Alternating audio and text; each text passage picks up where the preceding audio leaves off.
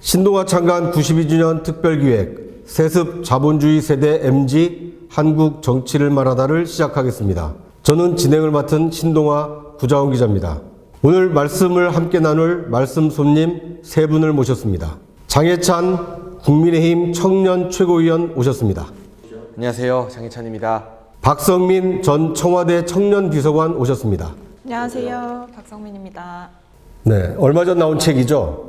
세습 자본주의 세대, 이 책을 펴낸 신동아 고재석 기자 모셨습니다. 어서 오세요. 예, 안녕하세요. 고재석입니다. 네, 이렇게 세 분을 모시고 오늘 얘기를 나눌 주제는 크게 세 가지인데요. 첫 번째는 윤석열 대통령, 윤석열 정부가 출범한 지 이제 1년 하고 이제 1개월째에 접어들고 있습니다. 지난 1년 1개월 동안 윤석열 정부에 대한 평가를 먼저 들어보도록 하겠습니다. 집권여당 국민의힘의 지금 지도부신데요. 이 장해찬 최고께서는 이 지난 윤석열 정부 1년 어떻게 평가하시겠습니까? 저는 고군분투했던 1년이라고 평가를 하고 싶고요. 이 고군분투라는 뜻은 거야, 국회를 장악한 민주당의 발목 잡기 속에서 사실 정부가 발의한 입법이나 예산 등이 대부분 반려당하는 아픔을 겪었죠. 네. 정부 입법 이 통과율이 역대 정부 사상 최저치를 기록했습니다. 보통은 정권이 교체되면 이 여소야대라 해도 정부의 초기 입법 같은 경우는 허니문 기간에는 어느 정도 통과시켜주는 게 우리 정치의 관행이었는데 네. 민주당 같은 경우는 지난해 윤석열 정부가 이거 하겠습니다. 또 대선 때 약속했던 공약이나 국정과제 이행하기 위한 것들 하나도 통과시켜주지 않았습니다. 70개, 80개가 넘는 법안들을요. 네. 예산안에 부속되어 있는 부수 법안만 일부 제한적으로 통과시켜줬기 때문에 일을 하려고 해도 하기 힘든 고군분투의 상황이었다. 다만 국민들께서 보시기에 좀 디테일이나 이런 부분에서 아쉬운 점은 있었겠죠. 그러나 저는 큰 방향은 맞게 잡았다라고 또 자평을 하고 싶고요. 네. 그 큰 방향이라는 것은 지난 정부에서 망쳐놓았던 탈원전이나 안보, 외교 문제들, 그리고 무엇보다 교육개혁, 연금개혁, 노동개혁이라는 3대 개혁 이슈를 이 중요한 국정 우선순위에 올려두었다는 것. 네. 그 자체가 그래도 나름대로 평가받을 만한 1년이었지 않나 싶습니다. 네. 이 박성민 비서관은 이 고군분투했다라는 이 장해찬 최고의 지난 1년 평가 어떻게 동의하십니까? 동의하기 어렵습니다. 저는 윤석열 정부 1년이 참 10년 같은 시간이었다라는 생각이 드는데 그만큼 국민들한테는 참 고통스러운 시간이었겠다라고 생각을 합니다. 지금까지 윤석열 정부가 1년 동안 보여줬던 모습은 반문재인 정서 외에는 어떠한 윤석열 정부만의 독자적인 목표나 방향 제대로 설정하지 못했던 우왕좌왕하기만 했던 시간이었다고 생각합니다.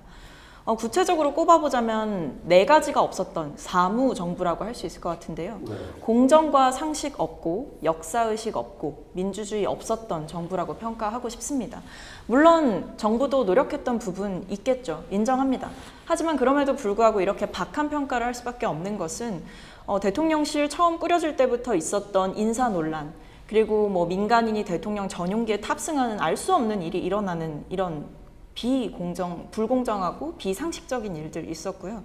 그다음에 일본 강제동원 피해자들에 대해서 제3자 변제안을 선택했던 정부의 알 수 없는 이 역사의식이 결여된 선택과 마지막으로 민주주의가 없었던 정부다라고 말씀을 드리고 싶은 것은 이렇게까지 야당과 대화를 하지 않았던 정부가 있었냐, 그리고 야당을 설득하기 위한 노력이나 협치를 위한 어떠한 의지 전혀 보여주지 않았다. 그런 점에서 저는 사무정부다라고 표현하고 싶습니다. 같은 이 MZ세대인데도 이 윤석열 정부에 대한 평가는 아주 극과 극으로 다르네요. 자, 오늘 특별히 모신 말씀 손님 중에 한 분이 이 세습 자본주의라는 책을 펴낸 이 고재석 기자인데요. 고 기자, 요즘 MZ세대를 이렇게 세습 자본주의 세대라고 규정한 특별한 이유가 있을까요?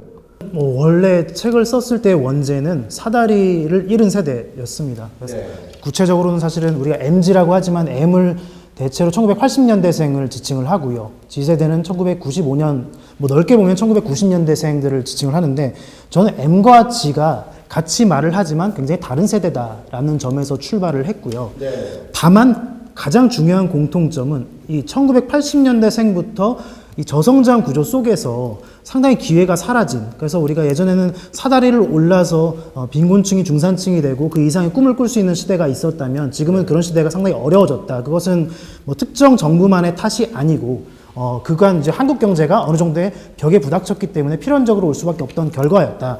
그렇기 때문에 이런 현상이 1980년대생의 정치 성향에 큰 영향을 미친다고 보고 이런 책을 쓰게 됐습니다.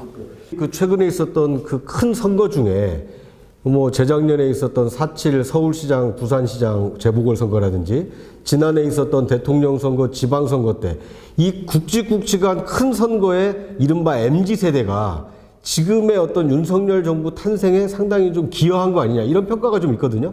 그런 평가에는 좀 동일하십니까? 예, 우선 지난 대선만 보면 저희가 세대별 투표 결과를 알 수 있는 건 사실 출구조사밖에 없거든요. 방송 3사 출구조사를 보면요.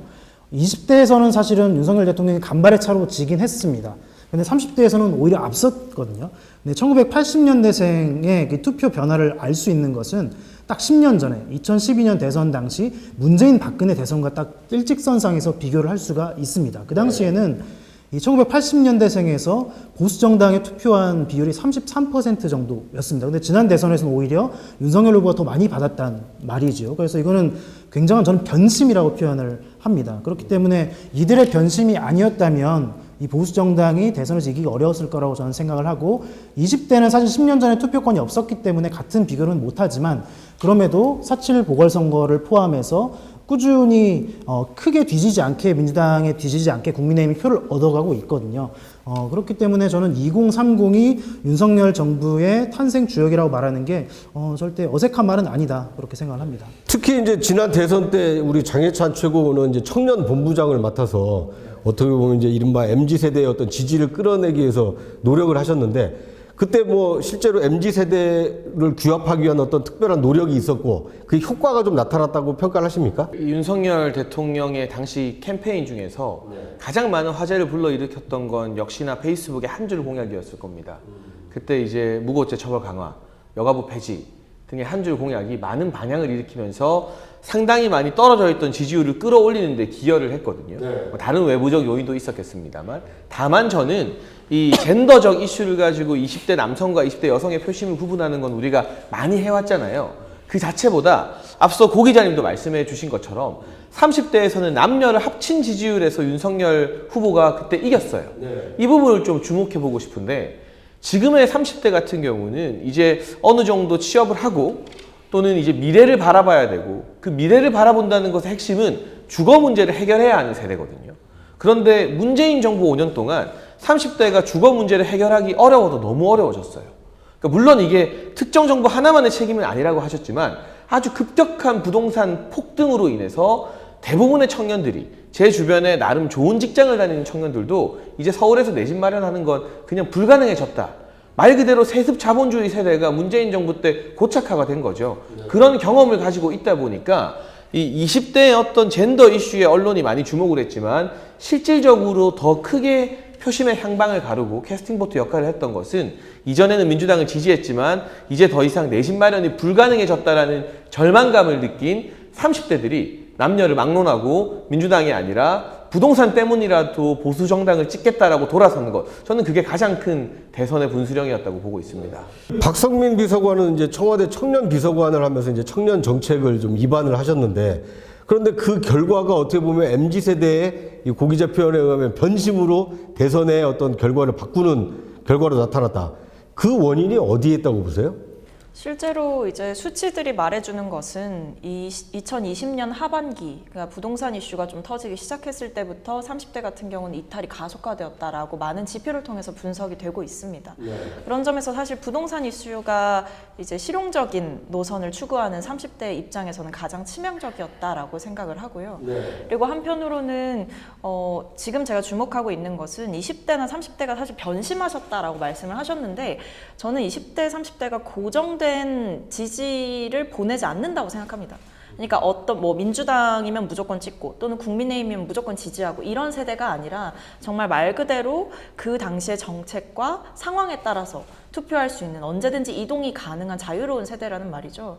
그런 점에서 최근에 보면 이 언급하셨던 것처럼 지상파 3사의 당시에 이제 대선 출구조사에서 30대가 사실은 그 60, 70대 그 다음으로 지지를 몰아줬던 세대입니다. 윤석열 대통령에게. 그런데 최근에 이제 여론조사 뭐 기관들에서 의뢰를 해서 이 취임 1주년을 맞이해서 여러 조사를 돌려보면 30대의 국정운영 부정평가가 상당히 높아졌어요. 그러니까 정말 많이 이탈을 하고 있다라는 거죠.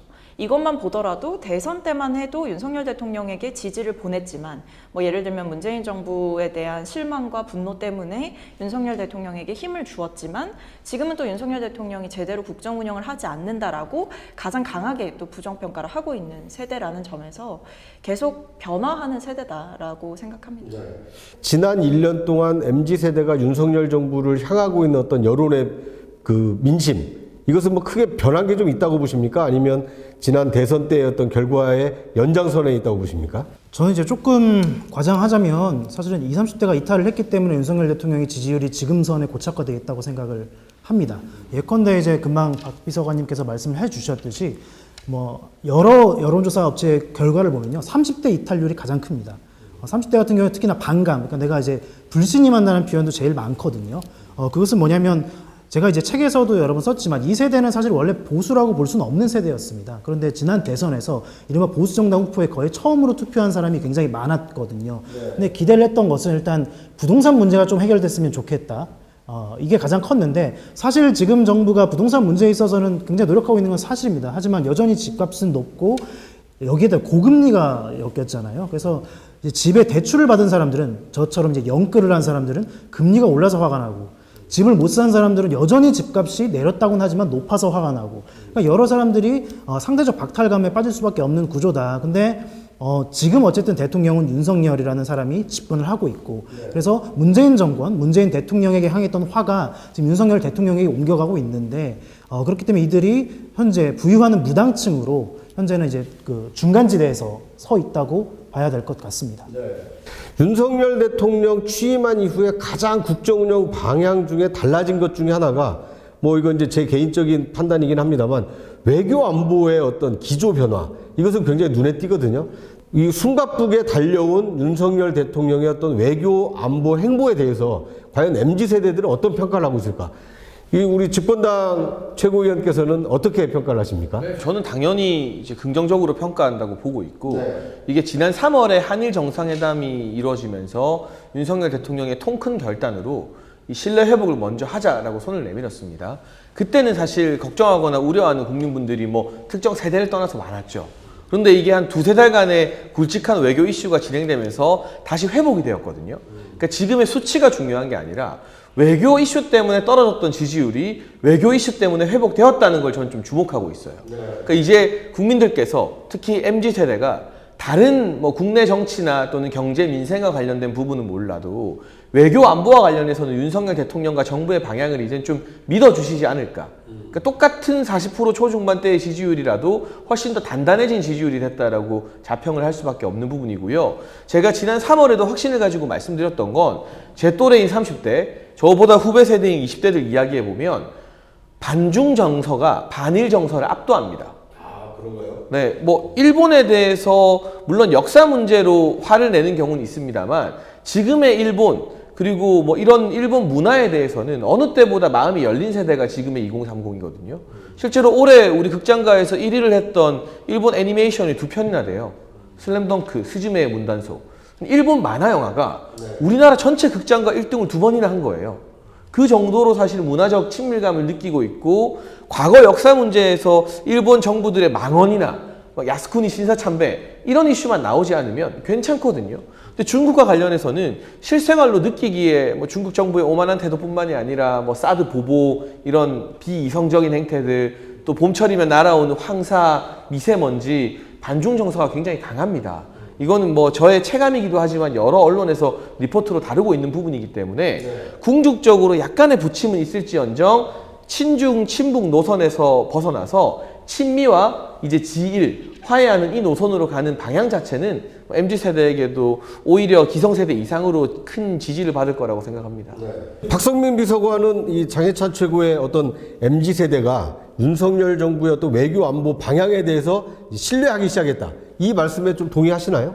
저는 그렇게 생각하지 않습니다. 왜냐하면 일단 물론 일부 MZ세대들 중에서는 청년들 중에서는 이제 미국과의 관계를 더욱더 밀착화하고 미국 일변도로 외교를 하는 부분이 신냉전 시대에는 불필요한 것이 아니라 무조건 필수적인 노선이다라고 동의하고 생각하는 사람들도 있는 것 같습니다.